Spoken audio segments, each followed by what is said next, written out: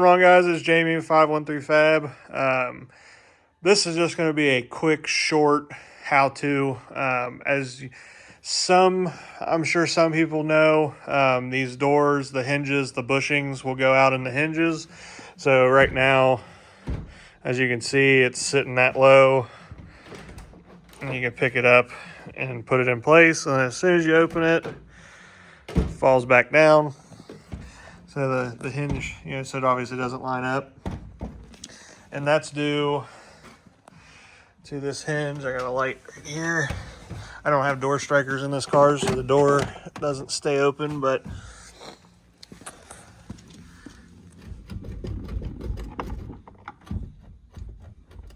that lower hinge is definitely worn out. So I'm gonna pull this door off. I did this yesterday to see if I could fix it, but I had to get some parts. I'm gonna pull that off, and then I'll show you the parts that I got.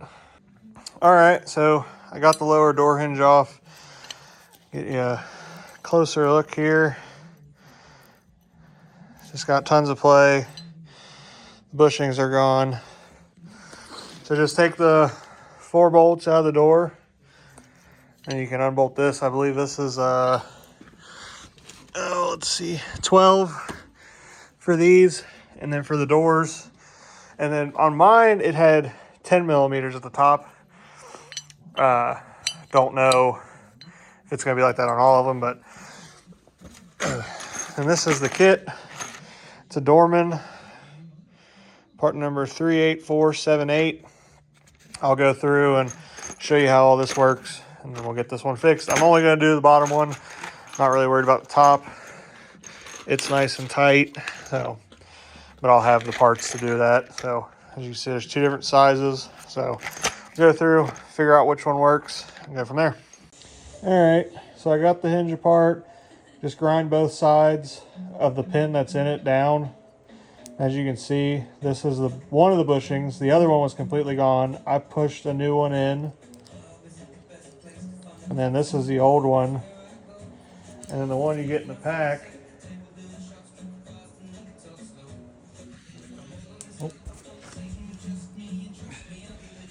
Will look like this. And it will fit. It'll fit in there. Just tap it in with a hammer or squeeze it with a vise. Then I'll run the bolt through it and everything and show you it all together. And there it is all together. New bushings in. I snug this down so it is a little tight, but I don't have the door checkers, so the store never stays open. So I know this is going to wear out eventually, but just for now, it's going to be nice not having to worry about the door slamming shut on me. So I'll bolt this back in, get everything put back in place. This nut, so I use the shortest pin in the kit. So if you were doing, you could get away with using the long pin, but you might need a washer on the bottom.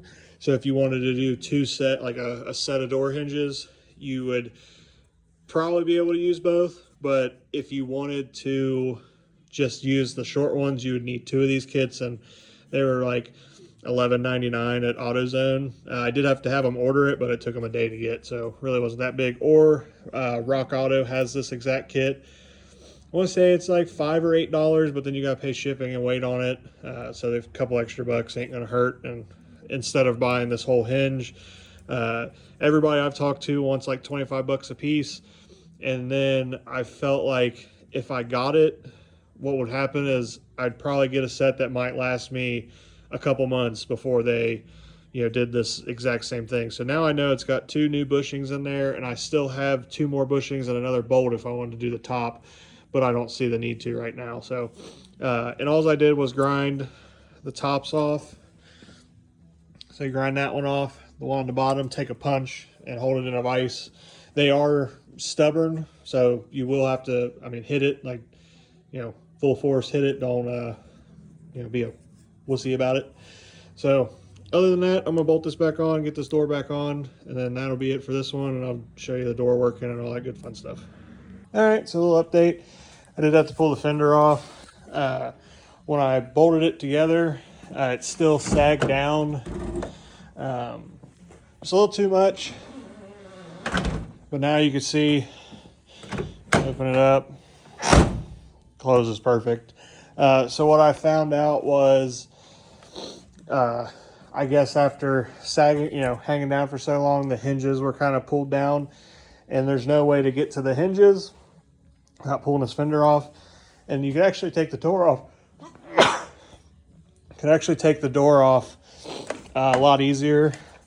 Just undoing. You can actually get into all the bolts real easy. Pull the door off. It'll be held by the hinge or the latch. I really didn't want to take the fender off, but it was actually pretty simple. So I wasn't too worried about it. And it also got to see what everything else looked like. So other than that, I'm gonna put this fender back on. Like you see, or to take the fender off, 2 bolts here. There's a bolt down here. There's a bolt on the bottom pinch weld. As you can see, bolts down there, goes under the car. And then there's one behind this plastic cover piece that goes right here. And this just pops out, and then you can get to that one. And I just kind of shimmied it off there so I didn't have to undo all the bolts. This bumper isn't the greatest anyways, and these fenders are junk, so maybe not so much this one. I might be able to salvage this one, fixing that, but we'll see. I'm not too terribly worried about them. I'm gonna buy 2 new fenders anyway, so, and I'll clean all that up, but that'll be another video. So pull the front end off this thing. So other than that, that's how you fix your door hinges. You can do this on just about any car as long as it's got the pin for the hinges. And I couldn't, with these 7th gens, there's no real documentation on anything. Everybody says they're kind of like the forgotten generation, which has really come to light of how true that is. Because I looked for like dress up bolt kits for the engine bay, and it goes from like 96 to 2000 and then 06 and up. So it's like that gap that's not there, which sucks, but is what it is. It means I can make some parts for it, and maybe help supply some stuff that's not already made. But for now, we're gonna stick to our plan and just keep moving, fixing little things up here and there. And but I'm gonna throw this fender back together, and that'll be the end of this one. And then next video will be whatever comes along we decide to mess with. So thanks, guys.